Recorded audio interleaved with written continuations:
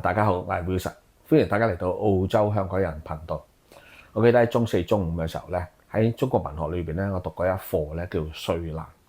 咁咧係春秋戰國時代一個叫韓非子所寫嘅。咁咪講到咧去遊說人哋嗰個嘅難處嗰個説話咧係你點樣能夠咧係 deliver 出去，收到最大嘅效果啊！咁喺我哋今日身處呢個時代咧，我哋唔需要遊說君王，我哋唔需要遊說一啲領袖。咁但係咧，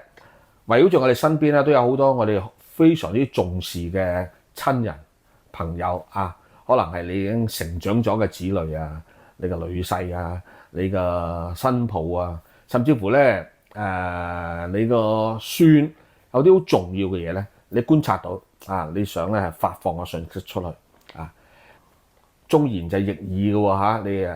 大多咧只能夠係講一次嘅啫，再多咧就嘥氣。但係就算你講一次嗰個過程裏邊啊，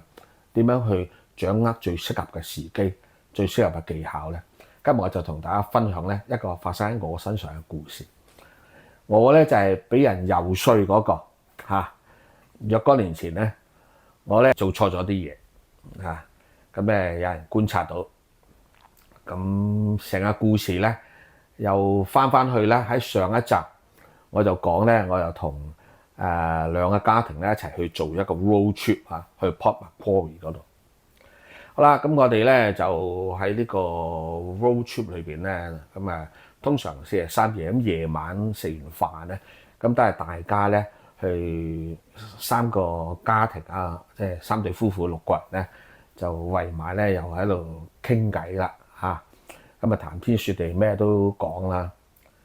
咁我哋一齊去咗 road trip 嘅咁親密，咁梗係好熟噶啦，係咪啊？大家好投契啦，係死黨嚟嘅。咁當中咧有一個人咧係我好敬重嘅，咁我姑且叫佢嘅名叫做Peter 啦。Peter 咧就喺呢個傾偈過程裏邊咧，佢咧就話：阿 Wilson， 其實你好好噶，你係好好人士，簡直係完美嘅。不過有一樣嘢咧，我就唔明白，就係咧點解你喺嗰一次嘅分享聚會裏邊咧，你咁樣去話你太太嘅咧咁咧，我即刻諗翻起，咦，大約喺6個月至9個月前某一次嘅聚會咧，咁其實係教會嘅小組聚會裏邊咁個責任都好熟嘅咁由於好熟咧，我當時嘅我咧係得意忘形啦，可以咁講啦，係興高采烈咁樣咧冇咗一個即係講嘢咧係唔經大腦即係總之咧就有啲錯誤嘅説話咧，我係衝口而出咗可以講咧就係話我講一啲唔得體嘅説話講一啲錯嘅嘢。咁Peter 咧就話其實以平時嘅你唔會咁樣講嘢㗎咁我即係愕然啦。首先係咪Peter 跟住繼續講話，佢話咧其實你咁樣講咧唔好㗎，你太太會唔開心嘅。Peter 好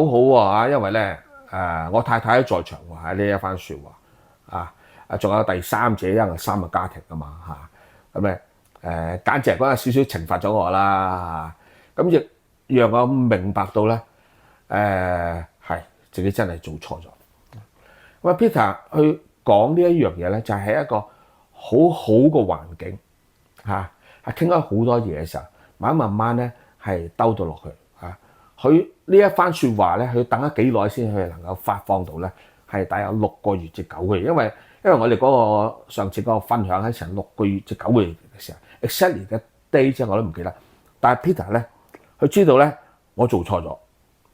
佢要 deliver 一啲説話因為真正嘅朋友咧係要俾你有忠言嘅忠言就逆耳嘅喎但係 Peter 咧佢就忍等待等到成6個月、9個月，喺佢心裏邊咧，佢知道佢要做呢一樣嘢啊，佢要揾一個環境，唔係話夾硬咁樣去製造環境啊。可能呢個環境係佢製造出嚟都唔定啦嚇。但係 Peter 咧，終於喺一個適合嘅場合裏邊咧，去將佢所要俾出嘅信息咧就發放咗出嚟啊，係俾我咧係一個當頭棒喝啊，知道自己真係做錯咗嗱。Peter 呢班説話咧係唔容易發出嚟嘅喎，因為我哋係好好嘅朋友啊。我相信 Peter 都要考量咗好耐啊，隨時咧忠言逆耳噶嘛啊，你講完之後冇咗朋友噶嘛啊，但係咧我又知道咧 Peter 係我真正嘅朋友，佢冒住一個險啊去講呢一番説話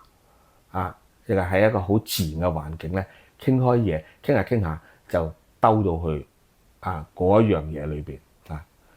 佢先讚我先喎啊 ，Wilson 其實你係一個好好嘅，點解你咁？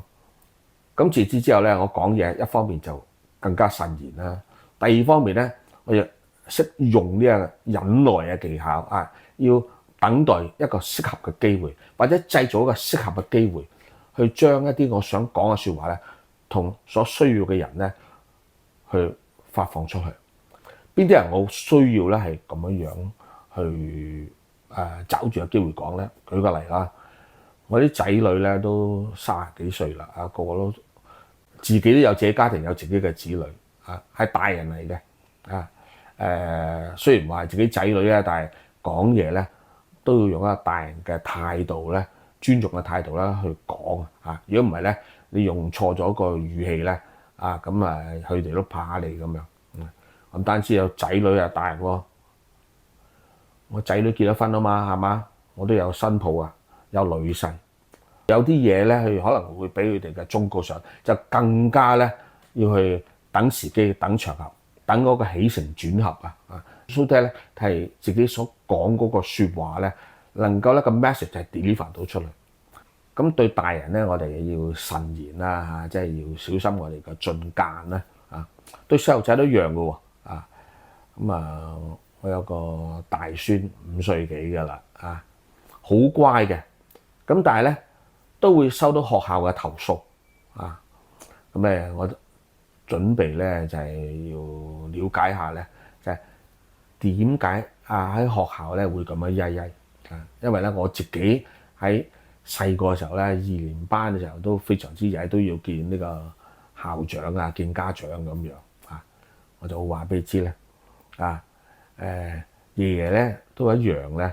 好似你咁曳啊。但係咧爺爺咧已經改好啦啊，你咧啊以後咧都要唔好咁樣做啊。我暫時未揾到一個咁樣適合嘅環境啊，因為咧細路仔咧你唔可以將佢咧掹咗嚟，叫佢坐低咁同佢講呢番説話啊。咁樣講咧，你咁呢個機會就用咗，就嘥氣嘅嚇。點樣去製造一個適合嘅時機啊，讓佢咧係願意同我傾啊，而係收到呢個 message 去改正啊，咁呢個先係達到嗰個傾談嘅功效啊。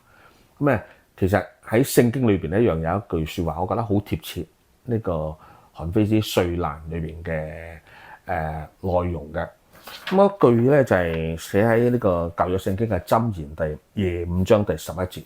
佢話咧一句話咧係講得合宜咧，就好似一個金嘅蘋果咧，鑲喺銀嘅器皿上邊啊。咁從古人嘅角度嚟講咧，呢個係最美麗嘅一個飾物。好，咁希望呢一番嘅分享咧能夠對大家有幫助。如果大家覺得係有用嘅，歡迎你分享、點讚同埋 subscribe。好。多謝大家收睇，拜拜。